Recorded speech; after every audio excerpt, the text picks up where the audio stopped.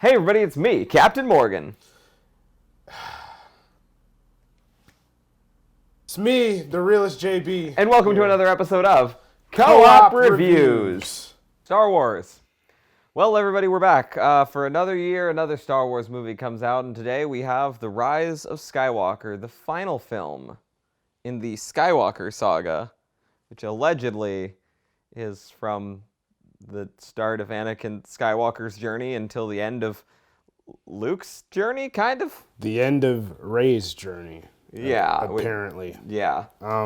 We're not talking about spoilers right now. We will talk about spoilers a little later, but general thoughts. I thought that it definitely had some problems. I thought there was some weird score choices. I would have liked the score to be a little different because I didn't feel like it hit in the beats where I really wanted it to.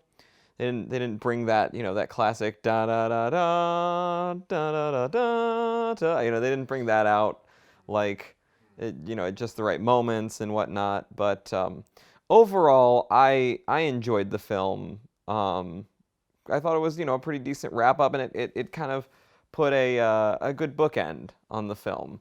I feel like you're being quiet because you have some different thoughts on the matter, and that concerns me. For starters, I just think it's funny that out of all the things you could have an issue with, the issue was the score. And, not saying that your issues aren't valid. Wasn't a big thing for me. John Williams was still doing the music, and This felt like the editing. The score was they there. put it in the wrong place. Okay, so for starters, like you said, this is the end to the Skywalker saga, spanning over at least 9 canonical movies, about 10, 11 if you count all the other stuff, including it's way more if you include all the Clone Wars cartoons, Rebels, even The Mandalorian that's out right now. If you include all that, you have hours, years, and decades of lore, of pop culture, of something that really started the film genre and really the blockbuster trilogy.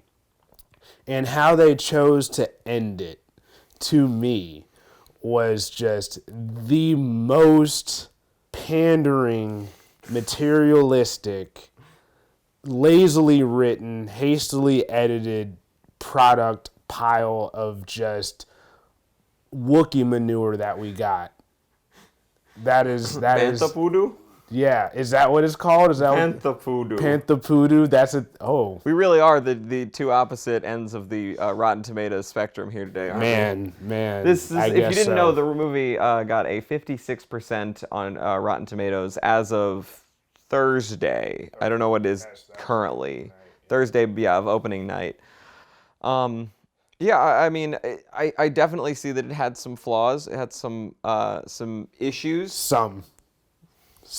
Just the way you say some, like they're completely negligible, like the movie is still there. There was lots of cool lightsaber fights. There was lots of pew pew space action. Like the biggest twist of the movie wasn't in the opening credits. Like the biggest anchor of the movie. Like okay, first of all, okay, I get it. Rian Johnson did what he did and I think we both generally agreed that we liked The Last Jedi. I did. I loved The Last Jedi. I liked it a lot. But I will say, I think that this movie was kind of made in a bubble of fear that Star Wars fans who are incredibly toxic, and it's a problem with the community, but we're not talking about that today. Justice for Rose. Yeah. I mean, I think generally speaking, this movie was made in an atmosphere of fear where they really wanted to make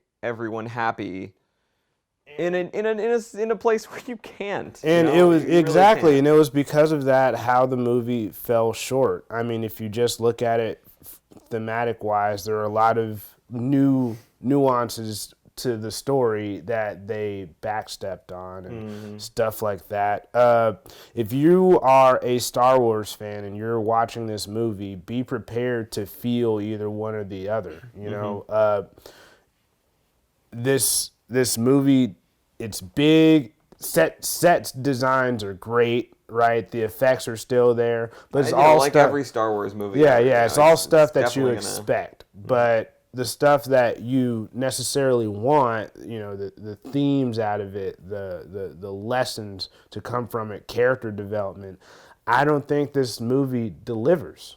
I just don't, and it's painfully obvious that there was a lot of studio Hakama, if I could just, I think I just made that up. That is a word. But there was a lot of studio hoopla going on that really hindered this movie from achieving the greatness that we expect out of the Star Wars franchise. Okay. And it's really sad to see.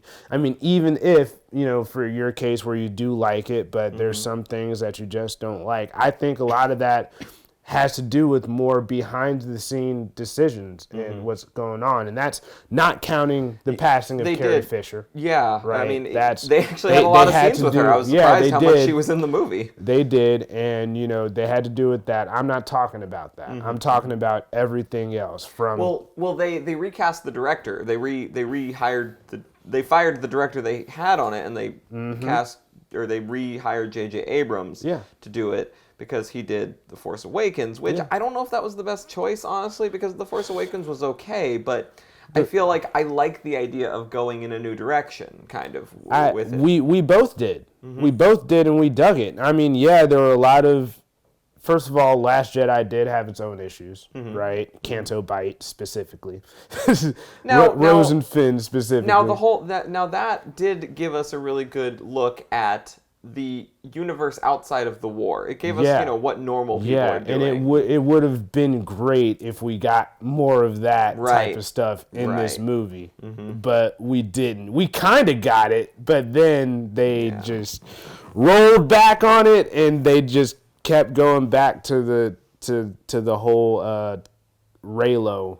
Yeah, thing. that was a big big thing. Is like the Rey and Kylo just relationship throughout the film was really a big confrontational point that they did a lot of. Yeah, and they focused a lot I'm cool with the protagonist antagonist dualism thing going on.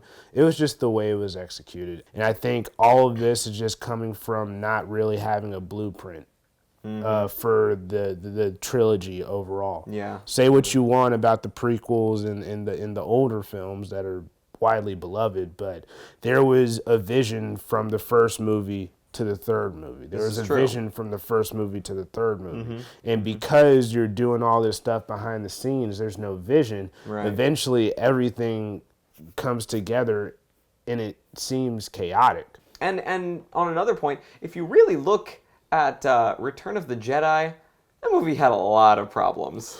Return of the Jedi had a lot of problems. Return of the Jedi was definitely the weakest of the original trilogy. But, at the same time, it at least had all the stuff that you wanted Luke to do with his Jedi powers. And he was which is why I'll be interested to see in, 10, 15 years how we look back on these films. I am too. If you're a fan of the series and you've been a fan and you've seen all the movies, just go ahead, get the completion out of the way, and of course watch it with an open mind. Don't let my opinion sway you. But if there are like-minded people like me, you will understand the frustration. And if you haven't seen it, come back after you do and watch the rest of the video. Yeah. Can we get into our spoilers now? Yeah, but right now we're going to talk about spoilers, so there's that big spoiler alert card. She's a fucking Palpatine! Wow, that was Palpatine! That's the whole. Okay, first of all, right? Did you expect Palpatine to be like when The Last Jedi came out, or really The Force Awakens? Did anybody expect Emperor Palpatine to come back? No, of course not, because he got vaporized at the bottom of a Death Star before it blew the F up. But the dark side holds many powers. That is not. Many consumed to be not. I will unnatural. Burn this set down. This is my house. Jesus, John. That is not an excuse. This is not an excuse. You took the only real twist that you have and you made it a marketing thing, and that took away the only intrigue that you really had to this movie. Not only that, you introduced Palpatine in the rolling credits. In the rolling credits. We couldn't find that out for ourselves. You had to put that in the rolling credits. So the only twist you have, you already gave away, and then we just rushed, and oh no, Palpatine's there. How? You don't even explain it. There's no explanation. He got vaporized. And then he got vaporized again by Rey using the same technique that Mace Windu used on him in episode 3. You don't think he would learn. That was just the beginning. From the rolling credits, I had problems, and then it just didn't fix itself from there. But now we all have to accept the fact that Sheev got laid. Sheev's had sex. So do it. They didn't care, man. Can we also talk about how they didn't despite care. the ending, yeah, you're right. I mean, despite the ending, that weird fan service kiss at the end, that they might be related depending on what philosophy you follow. The Reylo kiss. Yeah. I wish that there was more build up to the romance than what we got. There was no romance between them. It was always like you couldn't tell me that they were, unless we're really buying into the fact that they're teenagers. Okay, cool, whatever. But Adam Driver's he doesn't look like a teenager anymore. No. Neither is Daisy Ridley. Nah, it's been a couple years since the last movie. Yeah, it's been a couple years. You can't tell me that was romantic chemistry. They've been swinging lightsabers at each other for essentially the past 3 to 5 years. If you know what I mean. There were like 3 good points with me. 3. Okay. The part where Palpatine shot once he like the lightning up in the air. The lightning up in the air and it dropped all the ships. That was freaking awesome. Would have been great if there was some consequence of that, like maybe some people dying, but no, they just fell for like 10 minutes, but nobody died. And then, oh no, the lightning stopped, so everyone's ships came back online. Yeah. So that was one thing where they had, but they completely It felt very Return of the Jedi in that way too. This fully operational starship. What else? What else did I like? Oh, freaking when they were doing the Force tug of war with that drop ship taking Chewie, and then Rey activates her lightning. That was good. And oh my God, I thought Chewbacca died, and I was like, whoa! I didn't know this movie was coming at my feels like that. No, I was like, there's no way they'd kill him off screen. Like we would see it in person if it was gonna happen. But that was so cheaply done. Yeah. And let me tell you something, Morgan, everybody, internet, co-op, everybody. So we've seen the movie, right? God, so the dropship explodes. Everyone thinks Chewie died. Don't know how there's another dropship if Finn and Poe are on top of a cliff staring at everybody from that perspective. So if there was another dropship, they'd be able to see this dropship, especially since Finn is the one that saw Chewie get taken, and he probably didn't take his eye off that ship. That's number one. Martin. Fair. All right? Number 2 is, okay, Rey thought she killed Chewie. But then, when the Star Destroyer comes in literally about the next scene, she could sense that Chewie is alive. So you mean that she could sense Chewie from space. From atmosphere. But she couldn't sense Chewie from that dropship leaving. I mean, I wish that, to me, right, it was painfully obvious that the studio didn't care. It didn't care about the series. It only cared about what they thought the fans wanted. They thought the fans wanted, this Reylo struggle. They thought the fans wanted these meandering scenes of Lando doing random Lando stuff, and C-3PO doing C-3PO was really annoying. Without R2-D2 to bounce off of. Yeah, he was really annoying by himself. Yeah. Yeah, instead he was bouncing off of Poe, and Poe is kind of just a voice for us saying, C-3PO, can you shut up? Yeah. Right? Now, I love 3PO. Not enough BB-8 in the movie. Not enough. Barely any BB-8. I know.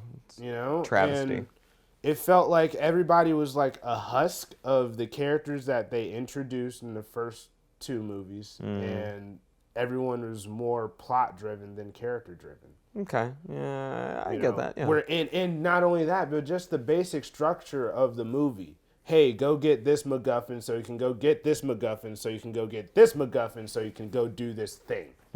Right? And it was just, the structure was really repetitive.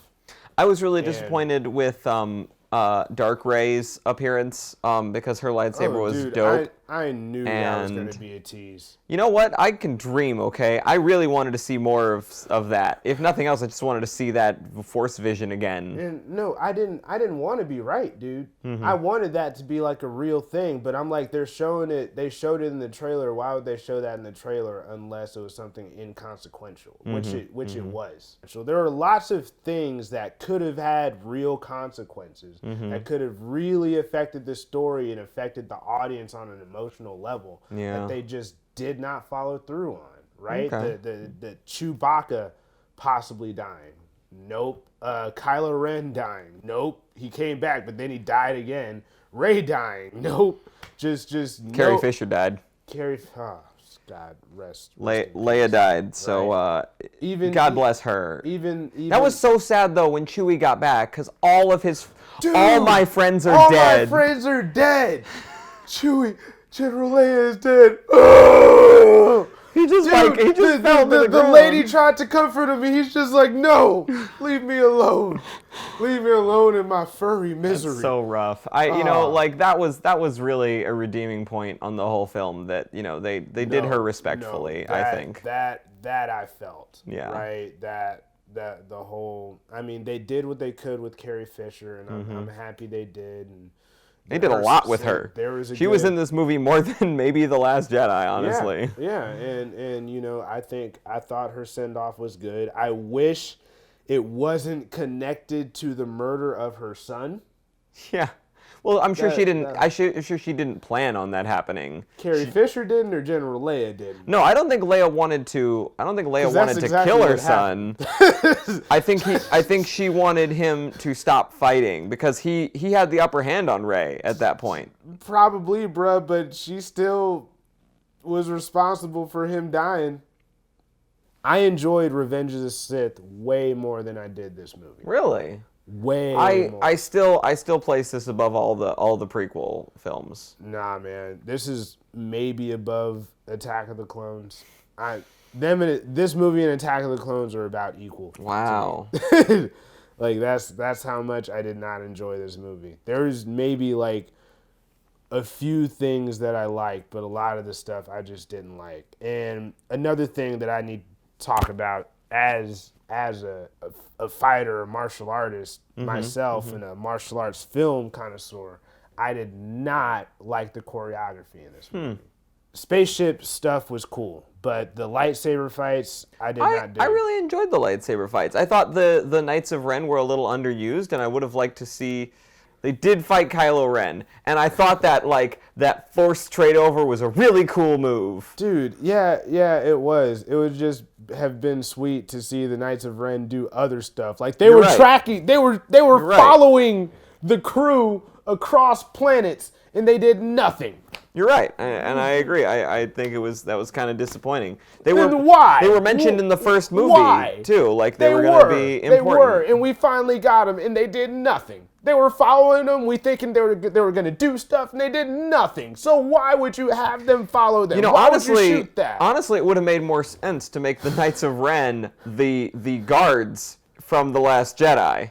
Yeah. That would have been a better use of them as a whole, I think. Yeah, because at least they would have done something, and they were using the lightsabers like they were freaking medieval broadswords. And which was how the original trilogy kind of made them out to be. The original trilogy was going more for a more samurai right kind of look with the sword. Very direct cuts right in front of you. And then, you know, you got the prequels, which are doing more dancey, bouncy type of stuff. Super choreography. But it was cool because, you know, no one's really ever done any choreography like that before. Yeah, I mean, it was fun. All right, yeah, you know. It was fun. There's not a lot of critiquing I have for the prequel choreography because I think that was their strong point. You know, it was definitely was. Yeah, this was just wide arcing strikes, big thrusts, and it's just like, dude, the blade is made out of light.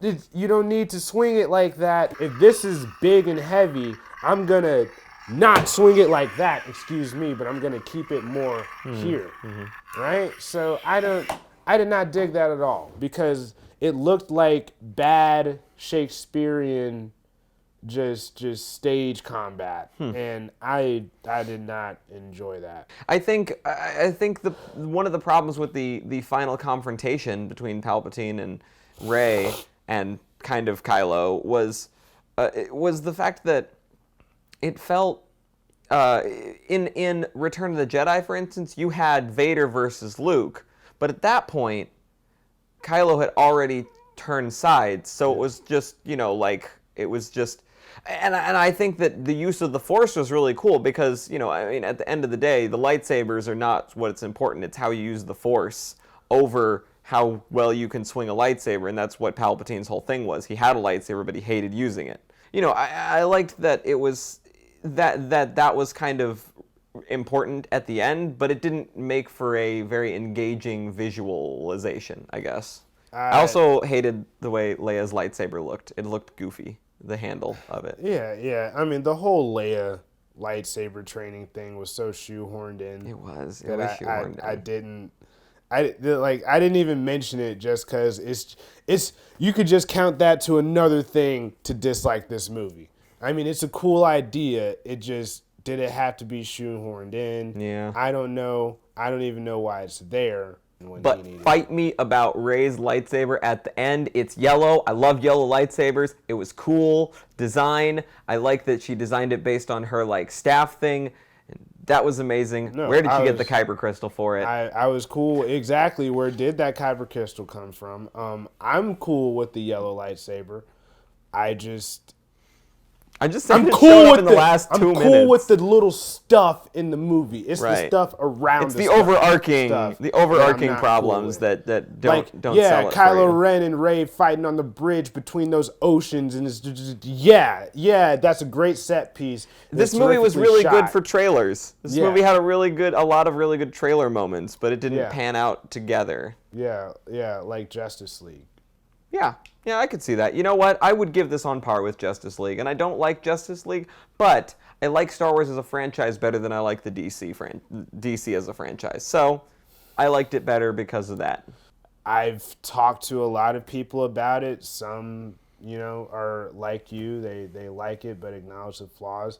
Some are like me and just don't like it at all. The internet has been just on fire about this movie, so if you guys have thoughts, concerns, anything, you know, feel free to share them.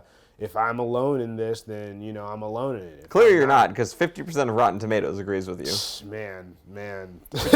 Which is rough for that. But the fan rating is like 80-something. Probably, right now. Yeah. The fan rating is pretty high, so, you know. It sounds like a DCEU movie, honestly. That's pretty consistent with a lot of DC films. Yeah, that's what it's sounding like. It's just that divisive, you know. And you know, you look at like the Last Jedi, where it was, I think it was a bit of the opposite. It was the opposite, yeah. Critics liked it, but fans, you know, hated it. So, I don't know. Maybe I'm just being a film hipster right now. And tell us your thoughts. What do you guys think at home? Yeah. Tell us your thoughts. Like and subscribe. All that good stuff. And as always, I have been the incorrigible Jedi, Captain Morgan. And I am the very, very, very disappointed Sith Lord, the realest JB. Thanks for watching another episode of Co-op Reviews.